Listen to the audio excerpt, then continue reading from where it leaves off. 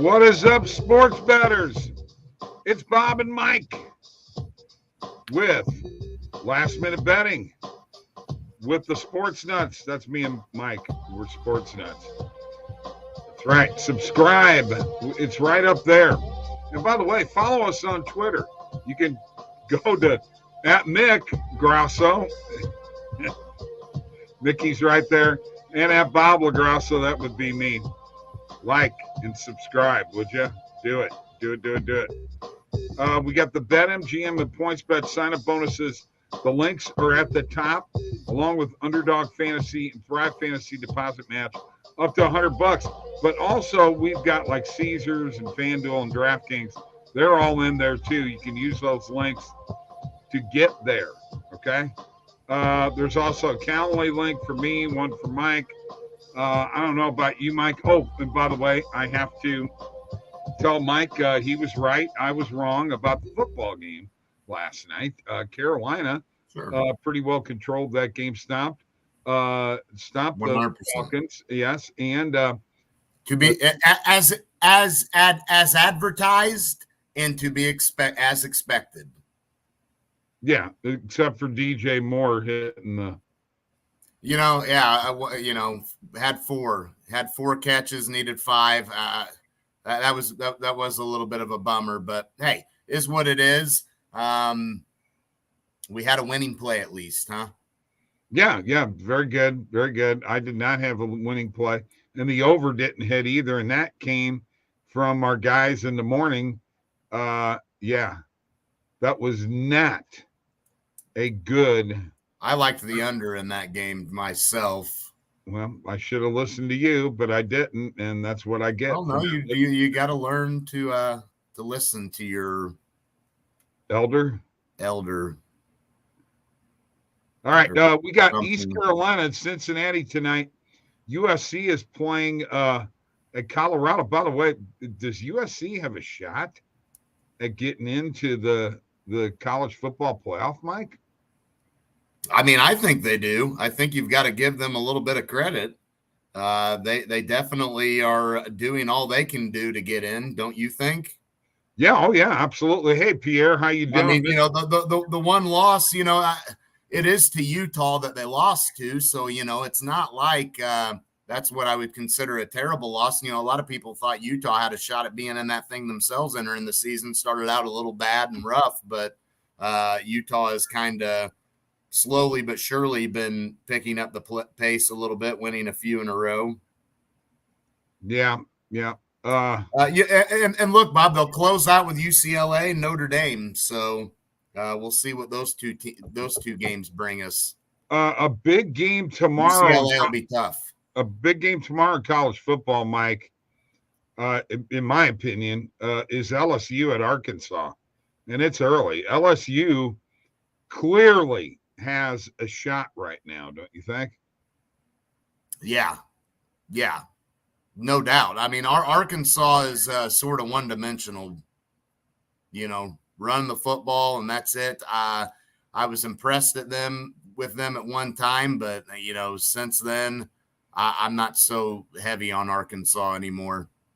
Well, this is where we're sitting right now, the college football playoff rankings, and I got to get an opinion from you. Matter of fact, Bob, I think LSU will cover that spread. Oh, I do too. But maybe because they're undefeated. But you got Georgia, Ohio State, Michigan, and TCU is in the 4th spot, Mike.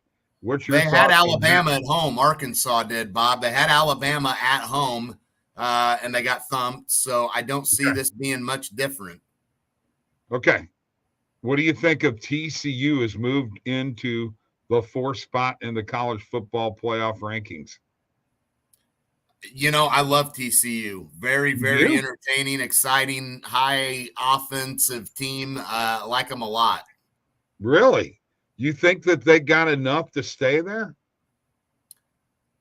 I don't see why not. I mean, let's take a look at what they got here. They've got Texas is obviously the big game here. Right. I got to be honest, Bob. I think they'll handle Texas, and after that, I don't really see much out there, Baylor and Iowa State. And I think TCU's got a great shot at running the table here. Okay. All right. Well, I mean, their big test was Oklahoma State. That was a big test for them. They ended up pulling that one out. So, I like TCU to run the table for sure. Okay. All right. Yeah. And then, college basketball is just full of games tonight. Pierre is in the building. Yeah, I said that earlier. He didn't show up this morning, but he showed up this evening, and I appreciate it, my friend. Yes. Yeah, let's get some winners tonight, shall we? Bob, if you don't mind, I guess I'll share my screen first, and let's jump into it a little bit, huh? Go for it. Let's go to the page that we love to go to so many times, the Positive EV page. Let me refresh here and see what we've got to hit right now that we like. Obviously, I've got a lot out there right now bet-wise, so I'll go to my bet tracker, and we will kind of look and see what I've got there. But looking out here right now, what we like that we can hit. So here's one that I have hit. The green check mark indicates that. It's the Michael Porter under 15.5 player points, plus 100 is what I got it for. But see here now, that is no longer positive expected value. So for those of you wanting to tail it, looks like right now, Bet Rivers prices it at minus 103. I think it would be still worth taking. Let's look across the board here. Yeah, even at minus 103, I would jump on it. You see what books are pricing this at across the board here. Pinnacle is a little more almost even on both sides, but a lot of books kind of favor this play anyway. I think I would roll with it still, but the plus 100 was definitely nice. Yeah, all kinds of college basketball bets out here right now, Bob.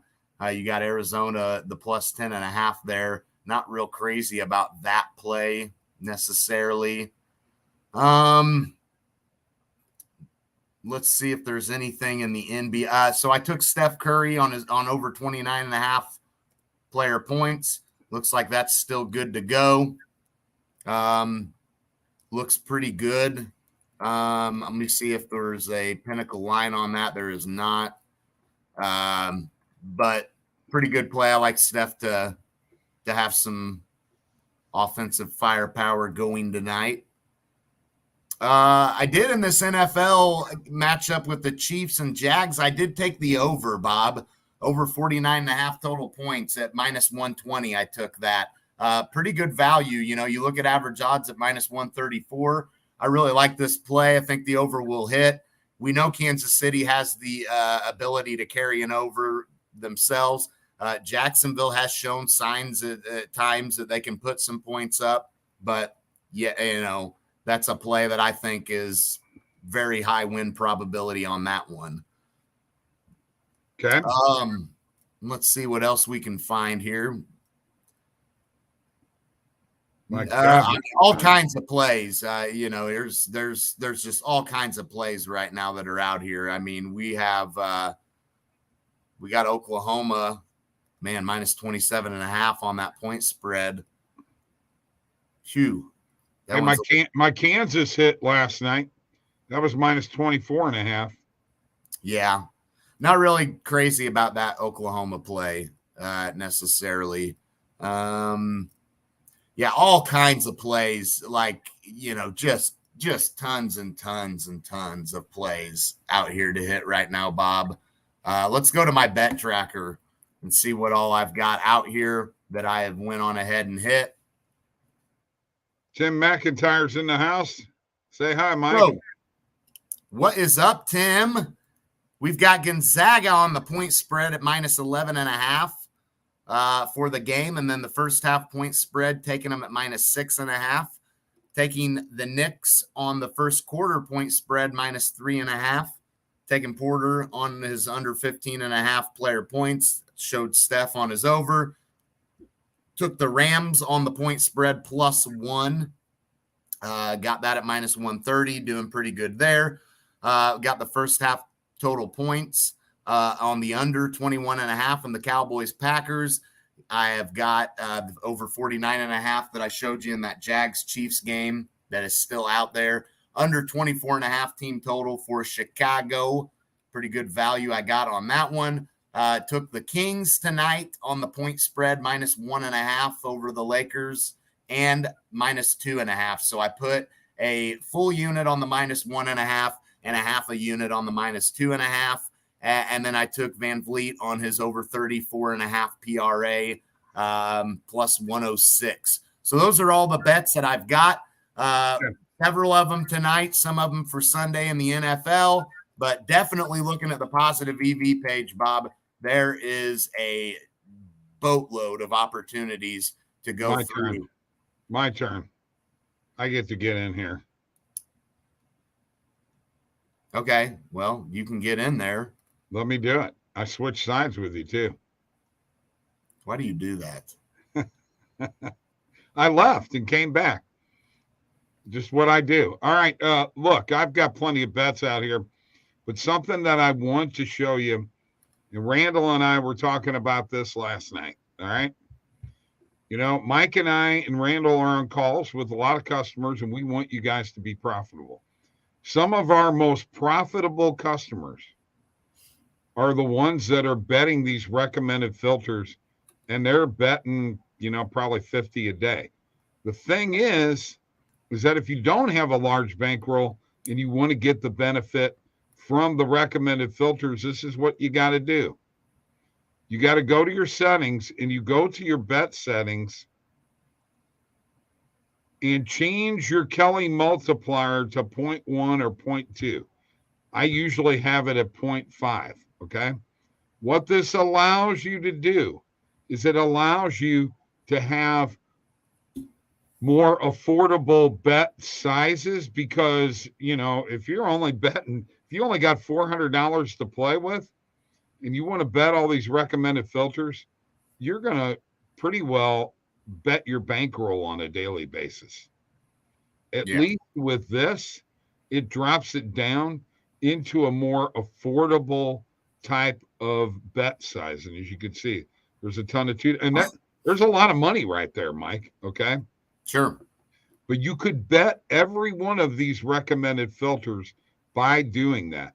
And our most profitable bettors, the ones that are on the platinum plan with big bankrolls, that is what they are doing. They are betting all of the recommended filters, and, you know, over time, they are coming out ahead. Now, I'm going to tell you, it's only going to take you a week if you bet 50 plays a day to get to 250. That's just an option for those of you that are on a plan. You might consider doing that. Okay. Now, I want to go to my bet tracker. And by the way, we're still sitting here, Mike. I mean, I'm like $10 up for the week. Okay. It is a rough week for me as well, you know. But again, you'll have that from time to time. And right now, as we're speaking, I'm going through a lot of these. You know, I showed you all those college basketball plays. I'm going to start hammering some of these. You know, some of these I may not go crazy this close to the tip, but definitely a decent amount out here. I want to show you a play that came up on positive EV this morning. And when I was on a call with a guy later on in the day, it actually went to a lesser number. This Rudy Gobert, this morning in 9:07, it was over 12.5 player rebounds. It a couple hours ago was down to 11.5. Wow. The 11.5 is the number that Prize Picks and Thrive and Underdog have. So, and you know we like Rudy over, right? For sure. For sure. All right. Jarrett Allen, over 26.5 player points, rebounds, and assists, Mike. I went with that this morning. Okay. I went Jaden Schwartz, under 2.5 player shots on goal. And a play that I really liked, Donovan Mitchell, over 27.5 points. I really do like that. Leafs and Penguins, these are hockey picks, over 6.5 total goals. Lightning on the money line. Sharks and Stars over 6. Kraken on the money line against Scott Crowell's Minnesota Wild. And Mike, Scotty actually made an appointment with me to do a one-on-one for OddsJam. He's going to join up. He's excited about doing it. Awesome. Tim says, good stuff, Bob. I'm having a weird week. Pierre, I'm down $13.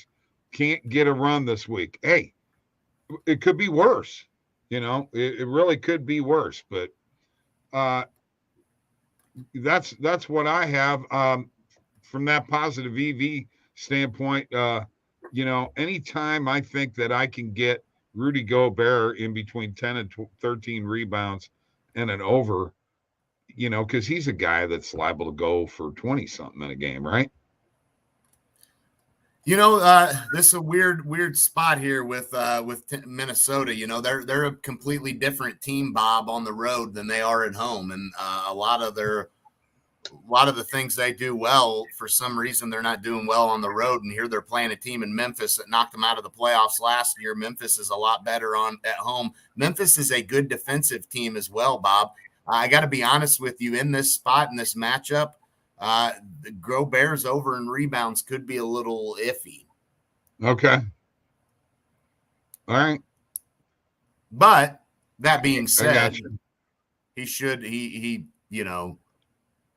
there's no reason he shouldn't be able to go out and do it. And Minnesota's got to turn it around a little bit and play better on the road. That's just point blank. They cannot continue to play that bad on the road. They've got to be able to play. They can't just rely on that home crowd, and I know that fan base is pumped up for the team and they're playing well. They were in the playoffs last year. We had the big play-in game, that was all great and fine and dandy, but Memphis showed up to play come playoff time and bounced them. So got to find a way to play better on the road. Can I put you on the spot here? Yeah. I found this on NBA.com. Okay. 5 players that are off to slow starts, and what's your opinion? DeAndre Ayton of the Phoenix Suns, Klay Thompson of the Golden State Warriors, Jamal Murray of the Nuggets, Ben Simmons of the Nets, and Colin Sexton of the Jazz. Okay. Is Ayton going to pull himself out of where he's at right now? He's only averaging 14.6 points per game. That's not enough for that team to go where they need to go, right? No, and you heard him being mentioned in trade rumors an awful lot, and it makes you wonder if maybe the production is not quite what we were expecting out of him. I mean, maybe he was a bit of a flash in the pan. He hasn't shown enough consistency yet, and I think that's a reason the Suns have decided to try to move on from him. You mentioned Jamal Murray. Got to remember he's been banged up, been hurt, so. I think you got to give him a little bit of time for him to get back in the fold. And you got to remember, Denver's used to playing without him. They're still a team that is, making noise. And while they're not having the success they'd like without Murray, they are still winning games and had gotten used to almost playing without him. So give it a little bit of time with Murray. Well, what about Klay, though, Mike? He's only averaging 15.1 points a game, and that's his lowest mark since his rookie season. And he's actually only shooting 32.6% from behind the arc. And his career is 45.6 from the field and 41.5 from three-point. Yeah. Think the injuries are catching up to him, Mike? It very well could be. And, let's face it, he's getting a little bit older, and as you say, those injuries take some things away from your game a little bit. I mean, he is a shooter, but, availability is everything, and he has not been available enough. And it definitely makes you wonder if he's starting to Father Time's starting to come knocking on his door a little early, huh? I mean, right. And Ben Simmons is just, I'm not a big Ben Simmons no guy anyway, so right. I definitely am in no way, shape, or form shocked that Ben Simmons is struggling. When have we heard that before? It sounds familiar, doesn't it? Yep.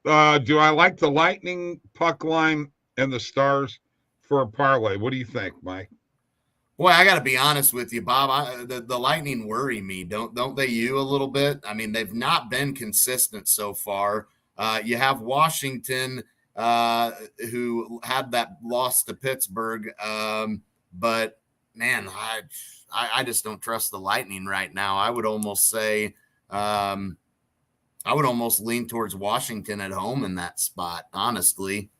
Okay, that's from Stephen Smith. And by the way, Pierre Chevalier, I'll tell you what I like. I like, Steven. I do like Seattle at home. Yep, me too. I already got that one pick. Yes, sir. That's in the hockey video. That just seems like a good spot for them right now. They're pretty good at home. Or actually, surprisingly, they haven't been as good at home, but I think they'll get that going. Okay. All right. And by the way, Pierre Chevalier, my Blues finally broke their 8-game franchise record losing streak. So, woo-hoo!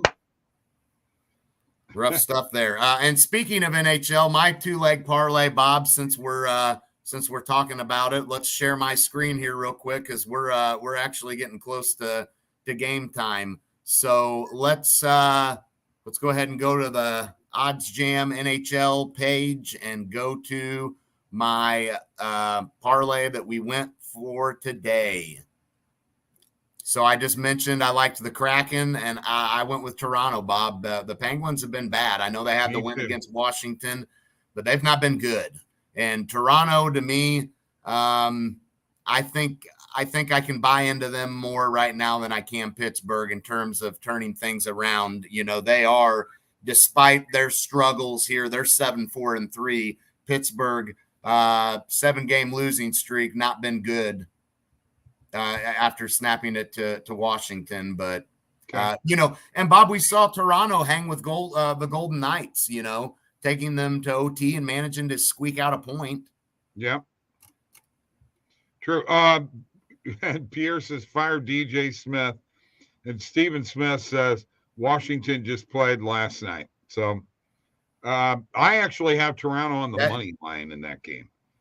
I'm sorry, Toronto on the money line, Tampa Bay on the money line in the Washington game. I'm taking Tampa Bay in that one, right? Yeah. The Capitals, it was the night before last they played Pittsburgh, right? Not last night. I'm not sure. Let me double check. Well, you're the hockey guy, bro. I don't remember. I thought it was the night before last they played Pittsburgh. I don't think Washington played last night, but I could be wrong. I'm trying to think. No, Washington didn't play last night. Well, no, I didn't play last night. Nope. It was the night before that because ironically, I actually had Washington over Pittsburgh in that spot and they lost. So I do remember that. Washington didn't play last night. They had a night off, which is another reason I think they can bounce back. But go ahead. No, I'm just going to say, but let's face it, Washington and Tampa Bay, these are two teams that somewhat disappointing so far. Now, I know you're going to say, "Oh, Tampa Bay they're 7-5-1, okay," but they haven't looked that great. Well, you know what? For guys been rooting for a team that just lost 8 in a row, they look great. Well, that's a different story. Okay, but 7-5-1 is just behind Toronto and Detroit, who are 7-4-3. Toronto and Detroit have been inconsistent. And Florida, which is 8-5, and Florida, which is 8-5-1. They're only 2 points behind. You know what you should be shocked with right now, Mike? Montreal at 7-6-1 and 15 points right now. You should be shocked at that. Nobody saw that coming. By the way, Jake Allen is playing very good for the Canadians. Washington is not a very good team. 6-7-2, 14 points. Hell, Philadelphia is ahead of them. Yeah, Washington and Pittsburgh. Can you believe that Crosby and the Great Eight are next to the bottom of their division? I agree.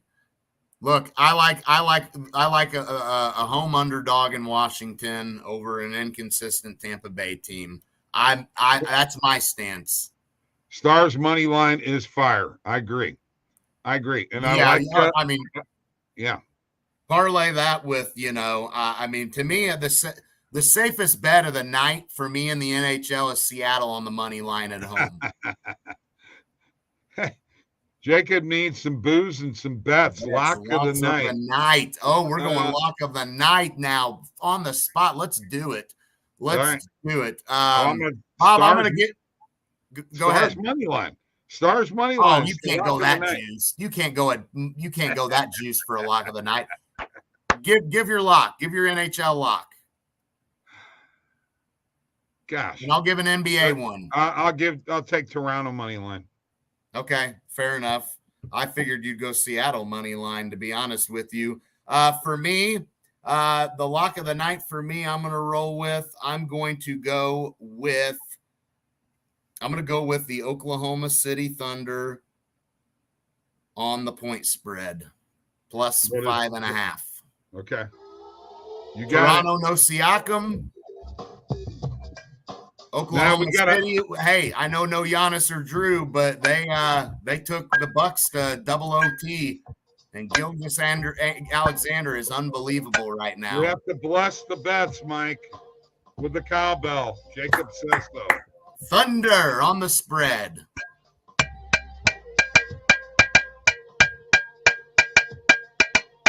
There you go, Jacob. They are blessed. You can ride them all the way home, bro. All right, guys. We'll see you next week. Last minute betting next week.